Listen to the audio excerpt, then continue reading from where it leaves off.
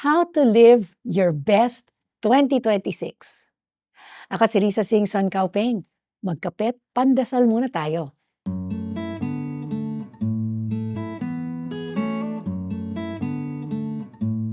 There's something about new things that excite us. Bagong sapatos man yan o librong uumpisahan pa lang natin or something as grand as a new car or a new home, the novelty of something new marks a beginning that's filled with hope. Kaya naghanap ako ng mga tips and suggestions to start the new year right. Pero nagulat ako na napakadami ng mga binibigay nilang mga suggestions.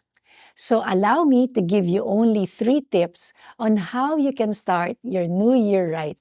And hopefully, keep it that way for the rest of the year. Sundan natin ang acronym na NEW. N for now.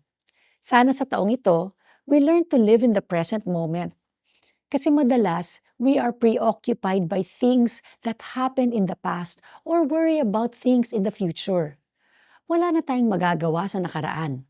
At sabi nila, 85% of what we worry about in the future never happens. So live in the present moment. E for elevate. Author James Clear taught in his book Atomic Habits that improving 1% each day brings massive improvement in the long run. Ano yung maliit pero tuloy-tuloy na magandang ugali na pwede mong idagdag sa iyong araw? Halimbawa, basahin ang mass readings araw-araw kung hindi mo ito ginagawa. O mag-ipon ng 500 pesos every month para may pang-emergency ka. Or study something new by reading about it daily. W for wow. Keep your childlike wonder. Huwag nating kalimutan na mamangha sa mga biyaya ng Diyos sa ating araw-araw.